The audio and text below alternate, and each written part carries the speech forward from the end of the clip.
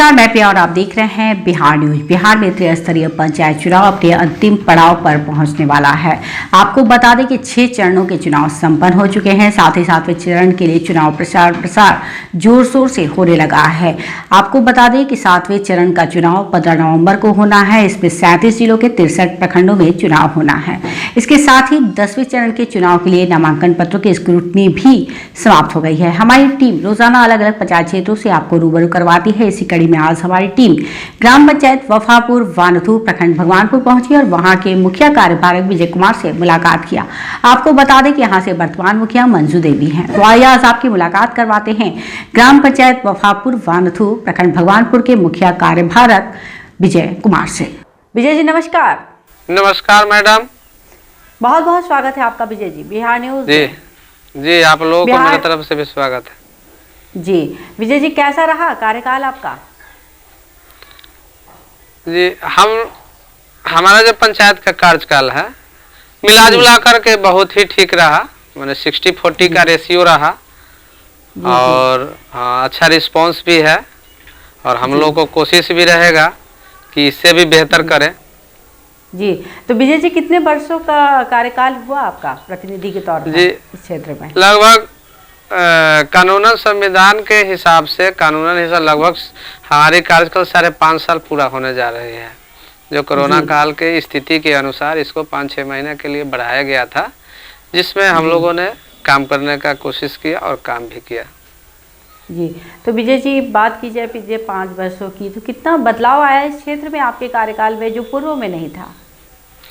जी, ये बताने से पहले मैं एक चीज़ बोलना चाह रहा हूँ कि ग्राम पंचायत राज वफापुर बांथू की मुखिया श्रीमती मंजू देवी, उनका प्रतिनिधि विजय राम के तरफ से आप तमाम चैनल वाले भाइयों को, हमारे देशवासी, प्रखंडवासी, ग्रामवासी, हमारे जितने भी कर्मचारी पदाधिकारी, हमारे साथी माता एवं बहनें हैं, छठ पूजा के शुभ अवसर पर उनको हार्दिक और बधाई देता हूँ।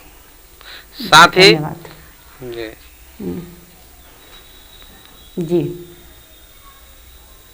तो विजय जी, कितना बदलाव आया हमारे दर्शकों को बताएं आपके कार्यकाल में जो पूर्व में नहीं था इस क्षेत्र में? जी, सबसे पहले हम लोग को जो कंधे पर भार मिला, हमने पुरजोर कोशिश किया, क्योंकि हम थोड़ा अस्पष्ट लोग हैं।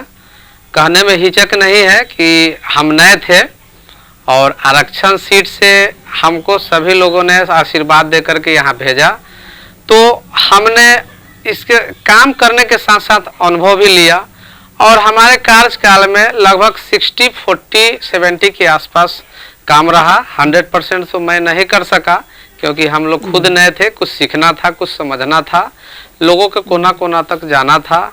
और मैं कोशिश करूंगा कि इस बार भी अगर सभी लोगों का आशीर्वाद मिलता है तो मेरा उद्देश्य है कि हमारे जितने भी भाई बंधु कोने कोने में जो छूटे हुए हैं उनको निकाल करके अपने जगह पर लाना, उनको पहचान देना, उनको काम के लिए माने एग्रेसिव करना कि आपको क्या काम चाहिए, वो काम करने का हम लोग कोशिश भी करेंगे।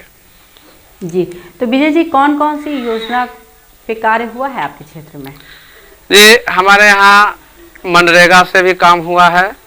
गली नली बिहार सरकार के द्वारा सिस्टम था, वार्ड क्रियान्वयन प्रबंधन समिति के द्वारा गली नली और जल नल की व्यवस्था, नाली की भी व्यवस्था।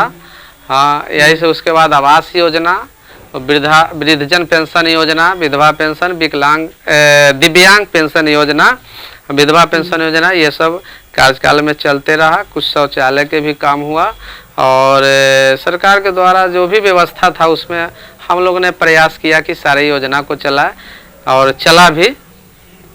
जी तो विजय जी, जो आप बता रहे हैं कि 60-40 के रेशियो में काम हुआ आपके यहाँ, जी तो काम कमी रहने की वजह क्या रही मुख्य तौर पर? देखिए मैडम, कम्युनिकेशन की विशेष वजह नहीं है। विशेषता ये थी कि जिनके कंधे पर भार दिया जाता था, शुरुआती दौर में अननोन लोग होते हैं और लोग विश्वास के साथ उनको लाते हैं जगह पर कि भाई ये व्यक्ति जाएगा तो काम करेगा। नए लोगों में एक खासियत होती है, ऐसे बहुत लोग कहते हैं कि हम सीख करके आए हैं, लेकिन नहीं, हमको जो भी कंधे पर भार आया हमने सीखा भी और पूरा प्रयास किया काम करने का, जिसमें हम लोग स्पष्ट बोलते हैं कि 70 के आसपास, 60 के आसपास काम हुआ, न कि 100% हमने काम किया है। लेकिन अगर मौका मिलती है तो हमारे जनता भाई से ये शिकायत नहीं रहेगा, क्योंकि सीखने के बाद, करने के बाद लोगों का अधिकार बनता है कि हमसे लड़ करके भी काम ले सकते हैं, कि हमने आपको मौका दिया है और आपका फर्ज बनता है कि आप मेरा काम करें। जी, आपका पंचायत इस वक्त ओडीएफ मुक्त हुआ है कि नहीं विजय जी? जी, हमारे पंचायत में हुआ था, जिसमें जहाँ पर जो अपना जो शौचालय बनाए हुए थे लोग, कुछ शौचालय में मतलब कि ये जो हमारे ग्रामीण भाई को बनाना था, जिसके लिए 12,000 रुपया का स्कीम था, और इसमें 2 तरह का स्कीम चला कि बहुत हमारे गरीब भाई बंधु समझ लिए कि ये सरकार बनाएगी, लेकिन सरकार का स्पष्टीकरण था कि आप शौचालय बनाएं और 12,000 रुपये खाता में लीजिए, जिसके वजह से कि लगभग 90% उसमें काम हुआ था, जिसमें 10% बचा और ओडीएफ भी हो गई थी। जी, तो विजय जी, पीडीएस योजना के अंतर्गत लोगों को कितना लाभ मिल रहा है? राशन कार्ड वगैरह सबका बन गया है? जी, राशन कार्ड जो पहले से था और नए भी राशन कार्ड बना है, लेकिन अभी लोगों को राशन कार्ड मिला नहीं है। उसमें 2 तरह का फैक्ट बना गया था। एक जीविका के द्वारा सर्वे करके, जीविका दीदी जी होगी, वो रजिस्टर के हिसाब से एक सर्वे कराया गया था कि राशन कार्ड जिनके पास नहीं है वो इसके तरह, लेकिन फिर सरकार की स्कीम बदल गई कि नहीं, ये तो चलेगा ही, और साथ में नए राशन कार्ड का निर्माण हो कि वो जाकर के ब्लॉक स्तर से पहुंच करके अपना कटाए और जांच पड़ताल हो, जिसमें कि बहुत सारे लोगों का कटा हुआ है, लेकिन कुछ अभी इलेक्शन के वजह से और कुछ के वजह से वहाँ अनुमंडल में भी इसका कार्य हो रहा है, लेकिन दिसंबर जनवरी के बाद से राशन कार्ड मिलना शुरू हो जाएगा। जी, तो विजय जी, इस बार आप चुनाव में क्या मुद्दा लेकर लोगों के बीच जा रहे हैं? लोग आपको दोबारा प्रतिनिधि चुनेंगे, तो क्या एजेंडा लेकर आप लोगों के पास जा रहे हैं? जी, सबसे पहले मैडम हमें बताना चाहते हैं कि पहले तो एजेंडा होता है कि ग्राम में अधिकतर लोग पूछते हैं कि आवास योजना हुआ कि नहीं, गली नाली हुआ कि नहीं, लेकिन इसके बावजूद भी अभी पटना से हम जुड़े हुए हैं, हमारे जो मुखिया जी हैं वो अभी घरेलू हिंसात्मक के अध्यक्ष हैं हमारे यहाँ, जो उसमें बच्चियों को बहुत 40-45 बच्ची को शिक्षा दिया। हम लोग का मेन अब उत्थान है, जो काम हो गया है, जो बच गया है, उसको पूरा करके हमारे जो बेरोजगार भाई हैं उनकी रोजगार की व्यवस्था कराना, ऋण मुहैया कराना। उसके बाद है कि हमारी जो बच्ची है जो कोने कोने तक बैठी है, उनको पढ़ने की प्रॉब्लम हो रही है, तो उनको जागृति पैदा करना कि भाई आप आज के डेट में सबसे ज़्यादा धन संपत्ति है तो वो शिक्षा है, अपने बच्ची हो बच्चा हो उनको शिक्षा दीजिए। खिलाड़ियों के लिए व्यवस्था करना, मेरे यहाँ लगभग 82 डिसमिल के आसपास पंचायत सरकार भवन के लिए जमीन है, कुछ खेल मैदान के लिए है, जो हम कुछ दिन पहले इसका रोटेट भी जिला में किए थे कि हमारे यहाँ खेल मैदान के लिए बहुत सारा जमीन है। तो युवा पीढ़ी की तरफ हम लोग बढ़ना चाहते हैं, इसलिए कि ये तो चलता रहेगा मैडम। जैसे कहने का मतलब आज आधार कार्ड बन गया तो फिर 18 साल जो पूरेगा उसका आधार कार्ड बनेगा, यानी ये तो बनते चलते रहेगा, लेकिन अब उनके लिए सोचना है जो कुछ कर सके, तो कुछ ऋण लेकर के। लोगों का क्या रुझान मिल रहा है विजय जी? लोगों का कितना सहयोग मिल रहा है आपको? देखिए, हम तो जाते हैं तो हमको तो सभी लोग कहते हैं, लेकिन फीडबैक में अभी 60-40 का रेशियो है कि नहीं मुखिया जी हमारे जो काम के जितना प्रति हो, लेकिन लोगों को हमारे जितने भी भाई बंधु है जवान पर ये चीज है कि इन्होंने 5 साल चलाया, लेकिन ना कोई ऑकरेंस, ना अभद्र व्यवहार, न किसी के साथ गलत, यहाँ तक कि हमने कोशिश किया कि 2 हम सुन लें, लेकिन हम अपना जनता भाई को 2 न सुनाए, उसके बावजूद भी हमने निभाने का प्रयास किया है और रहेगा तो आगे भी निभाने का पूर्ण प्रयास रहेगा कि हम अपना कतरा कतरा समय देकर भी हम अपने भाइयों को खुश करने का प्रयास करेंगे। जी, तो विजय जी, एक आखिरी सवाल, अगर आप हमारे चैनल के माध्यम से सरकार से अपने क्षेत्र के लिए कोई विशेष मांग करना चाहेंगे? जी, चैनल के माध्यम से मैडम हम तो एक बार आप लोगों को स्वागत करना चाहते हैं, हम अपने पंचायत की तरफ से, अपने मुखिया जी की तरफ से, और चैनल की मांग हो कि समय समय पर अगर आपके साथ हमारा कांटेक्ट बनता है तो बहुत सारी मांगे हैं, जो एक समय आता है कि रोड घेरने की जरूरत नहीं पड़े लोगों को।